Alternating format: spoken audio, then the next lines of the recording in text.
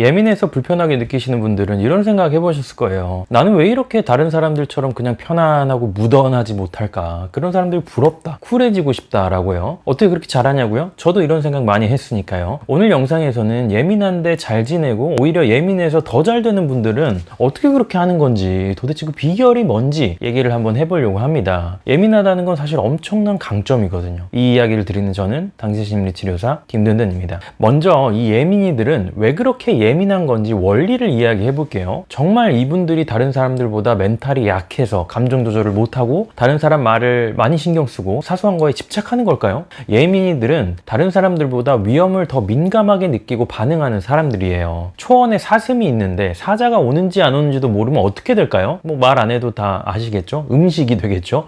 기본적으로 더 생존 확률이 높은 사람들이 예민이들입니다. 거기서 출발하는 거예요. 그러다 보니까 조그마한 자극에도 신경계가 더 활성화가 돼요. 다른 사람들은 그냥 신경 안 쓰는 냉장고 소리가 신경 쓰여서 잠을 못 자요. 나한테 뭐라고 하지도 않았는데 나를 안 좋게 생각하진 않을까? 이 생각하느라고 할 일을 제대로 못하고, 그러다 보니까 뭐 하나도 실수 안 하려고 하다가 오히려 마감기한을 넘겨버리는 사람들이죠. 이런 부분들 때문에 예민하게 사는 거 힘들다라는 생각이 들 거예요.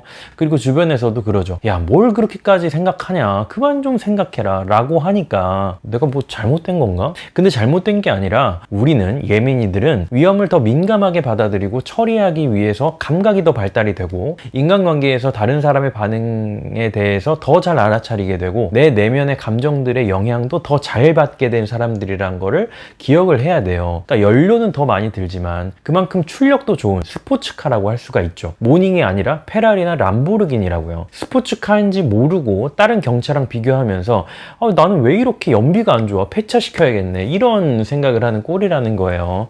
스포츠카를 스포츠카답게 쓰는 방법을 알아야 된다는 거죠. 스포츠카를 타보진 않았지만요. 예민해서 오히려 잘 되는 사람들의 5가지 특징 한번 이야기해 볼게요. 예민해서 오히려 잘 되는 사람들 첫 번째 특징은 감정을 다루는 방법을 안다는 거예요. 이 방법을 터득하지 못하면 예민이들은 평생 내 감정에 시달리면서 살아야 되거든요. 보통 사람들은 감정을 잘 이렇게 눌러요. 이것도 뭐 좋은 방법은 아니지만 당장 사회생활을 하고 내 일과를 잘 유지하는 데는 도움이 되죠. 그러니까 예민이들은 감정이 강하게 느껴지니까 누르기가 어렵고 누르지를 못하니까 감정에 휘둘리게 되죠. 예를 들면 이런 거예요. 회사에서 팀장님이 뭐라고 해서 화가 났을 때 누르는 건 그냥 이런 거 별거 아니야, 넘어가자 라고 내 감정을 들여다보질 않는 거고, 휘둘리는 건 야, 네가 팀장이면 다냐? 여기 아니면 다른 데 다닐 데 없을 줄 알아? 라고 소리를 지르고 회사 문을 박차고 나오는 거죠. 둘 다 뭐 좋아 보이진 않죠. 그런데 감정을 누르거나 감정을 휘둘리는 것만 있는 게 아니거든요. 그러니까 잘 되는 예민이들이 쓰는 방법, 바로 감정을 흘려보내는 거, 놓아주는 거예요. 이 방법은 3단계로 설명을 할 수가 있는데, 먼저 내가 지금 화가 났구나 라고 알아차리는 거. 두 번째는 화가 난 감정을 막지 말고 충분히 느껴주는 거. 숨이 거칠어지고 심장이 빨리 뛰고 기분이 상하고 배가 부글부글 끓고 이런 감정을 충분히 허락하고 느껴주는 거예요. 허락한다는 게 중요해요. 그래, 한번 네가 원하는 대로 내 몸을 통과해봐 라고 감정을 허락해 주는 거죠. 화를 내는 거랑 완전 달라요. 세 번째는 놓아주는 거예요. 충분히 느끼고 나서 자기 자신한테 이렇게 묻는 거죠. 이 감정을 내가 놓아줄 수 있을까? 라고요. 그리고 그냥 지금 놔주자 라면서 흘려 보내주는 거예요. 이걸 꼭 한번 여러분 해보세요. 이거 제가 항상 심리치료에서 내담자분들이랑 하는 일인데 너무 신기해요. 안 해보면 이게 될까라는 생각이 드는데, 이걸 한번 해보시면 감정이라는 게 이렇게 되는 거구나. 내가 막 며칠씩 마음속에 품고 살아야 되는 게 아니구나. 심지어는 몇십 년을 품고 사는 분들도 있죠. 그런 깨달음이 오게 됩니다. 내 감정을 다루는 방법, 특히 흘려보내는 방법을 알면 감정 기복이 크다, 감정에 휘둘린다 라는 예민한 성격의 부작용을 줄이고 오히려 감정에 도움을 받을 수가 있게 돼요. 예민한데 잘 되는 사람 두 번째 특징은요, 예민함의 좋은 점을 알고 있다는 점이에요. 부모님이 하시는 말씀도 그렇고 사회적인 평가도 그렇고 우리는 예민함을 안 좋게 생각하는데 훨씬 더 익숙하죠. 왜 이렇게 예민하게 태어나서 인생이 힘든 걸까? 다시 태어나고 싶다. 쿨한 저 사람이 너무 부럽다. 저렇게 바뀌고 싶다. 이렇게만 생각하면 예민이로 사는 인생이 너무 힘들어요. 여러분의 예민함을 강점으로 쓸 수가 없게 되고요. 아이유 보세요. 예민해서 불면증도 있고 힘든 점이 있지만 예민하지 않다면 그 아름다운 가사들을 쓸 수 있을까요? 그 노래들을 그렇게 아름답게 부를 수가 있을까요? 우리 배우 조승우 씨 있죠? 조승우가 장르다라는 말을 들을 정도로 엄청나게 흡인력 있는 연기를 보여주는 조승우 씨인데 촬영 현장에서는 까칠하고 예민하다는 평가를 듣는다고 해요. 그만큼 자신이 하고 있는 연기에 예민하게 몰입하고 있다는 거죠. 예민한 사람들은 주변 주변 분위기에 미묘한 변화를 잘 알아차리고요. 미묘한 걸 잘 알아차리니까 미술이나 음악 같은 예술을 잘 즐길 수가 있고, 풍요롭고 복잡한 다른 사람들이 잘 이해하기는 어렵지만 그만큼 아름답고 지혜로운 내면을 가질 수가 있죠. 그리고 다른 사람의 감정이나 상태를 그 사람보다 더 잘 알아차려버려. 그렇기 때문에 어떻게 해줘야 그 사람이 편안해질 수 있는지도 그 사람의 말을 직접 해주지 않아도 알아버리는 그런 사람들입니다. 그러니까 예민하게 뭔가가 느껴질 때 또 예민하네, 예민하지 말아야지 이러지 마시고요. 나 예민해, 이게 그렇게 잘 느껴져, 그렇게 당당하게 생각을 하시고 그 예민함을 잘 표현하고 다룰 수 있는 방법을 당당하게 찾아보시면 좋을 것 같아요. 세 번째 특징은요, 예민한데 잘 되는 사람들은 잘 쉬어요. 예민이들은 감각에 민감하고 대인관계에 민감하고 똑같은 일을 해도 에너지를 더 많이 쓰잖아요. 주변에서 일어나는 일들을 하나하나 감지하기 때문에 긴장도 많이 하고, 조그만 거라도 변화가 있으면 더 신경이 많이 쓰이고요. 똑같은 걸 해도 무던한 사람들보다 에너지가 훨씬 더 많이 쓰여요. 기빨린다고 하죠. 그러니까 잘 쉬어야 돼요. 잘 회복해야 돼요. 이렇게 말씀을 드리면 어떻게 쉬는 게 잘 쉬는 건지 모르겠어요 하는 분들이 많아요. 신경이 과활성화된 걸 낮춰주는 활동을 해야 예민이들이 잘 쉬는 게 됩니다. 가장 잘 쉬는 거, 잠 잘 자는 거죠. 잠 잘 자는 게 우리 신경을 안정화하는 끝판왕이니까요.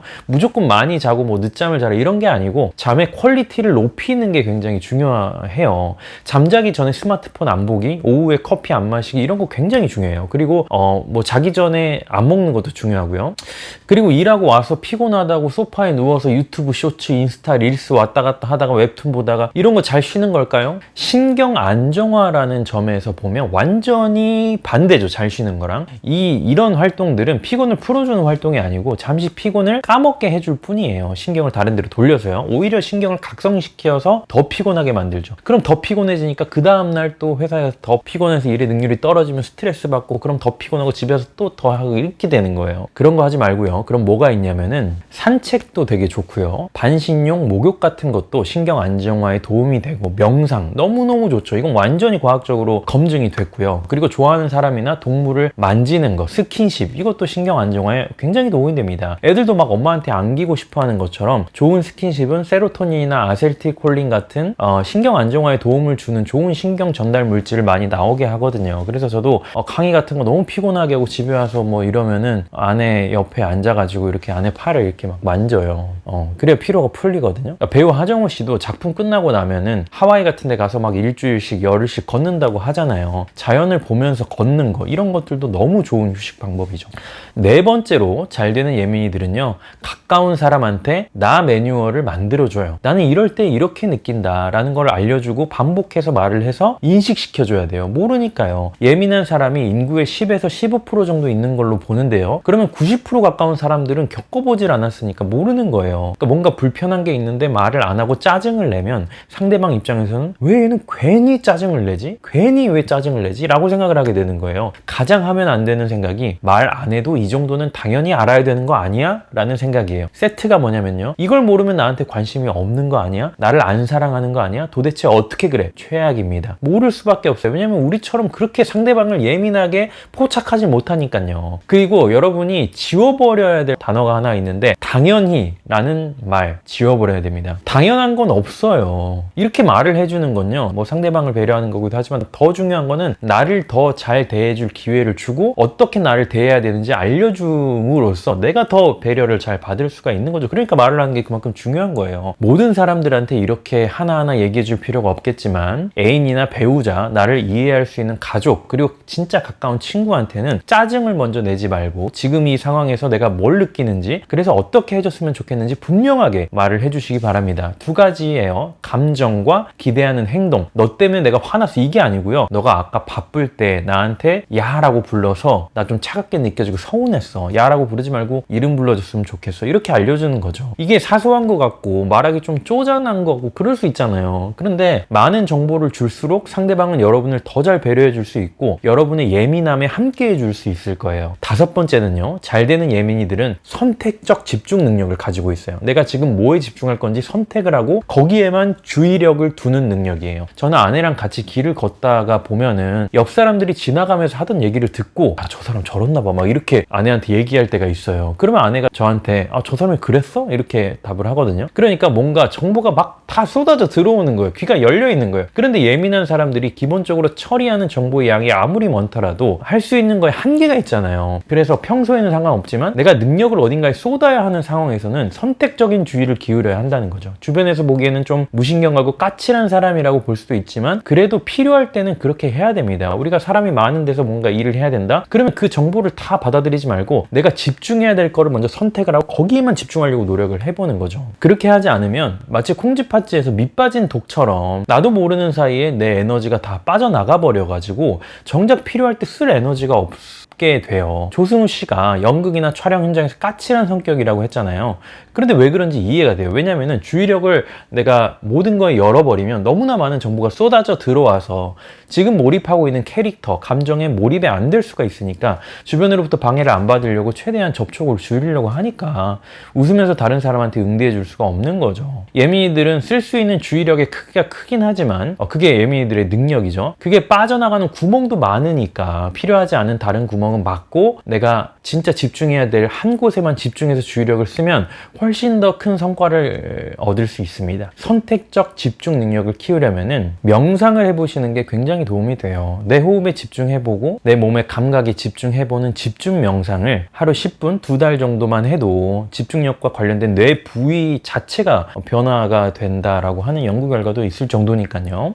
예민해서 살기 힘든 게 아니라 예민하기 때문에 오히려 잘 되는 예민이들의 특징에 대해서 알아봤어요. 이들은 감정을 잘 다루는 방법을 알고 있었고 예민함의 장점을 인식하고 있었고요. 잘 쉬는 방법을 알고 있었고 주변 가까운 사람들에게 예민한 나를 어떻게 다뤄야 되는지 잘 알려준다고 했죠. 그리고 선택적 집중 능력을 갖추고 있다는 말씀을 드렸습니다. 이 5가지 중에서 가장 기본은 첫 번째 말씀드린 내 감정 잘 다루기인 것 같아요. 내가 뭔가 예민함을 잘 활용하려고 노력을 하고 바꿔나가려고 마음을 먹어도 감정이 휘둘리면 그게 잘 안 되잖아요. 그러니까 감정을 잘 다루기 위해서 어떻게 해야 되는지 앞에 말씀드렸던 거 3단계가 있었죠. 첫 번째 감정 알아차리기, 두 번째 감정 허락하기, 세 번째 감정 놓아주기를 꼭 한번 해보시기를 바라고 잘 안 되시는 분들은 가까운 사람들과 대화하면서 해보시거나 아니면 이 일을 전문적으로 하는 심리치료사나 상담사의 도움을 받으시면 더 효과적으로 내 감정을 다루는 연습을 해보실 수 있지 않을까 하는 생각이 드네요. 스포츠카인 여러분을 스포츠카답게 멋지게 경험하면서 인생을 운전해 나가시는 저와 당신이 되었으면 좋겠네요. 저는 다음에 더 도움되는 영상으로 찾아뵐게요. 다음에 또 만나요. 바이바이.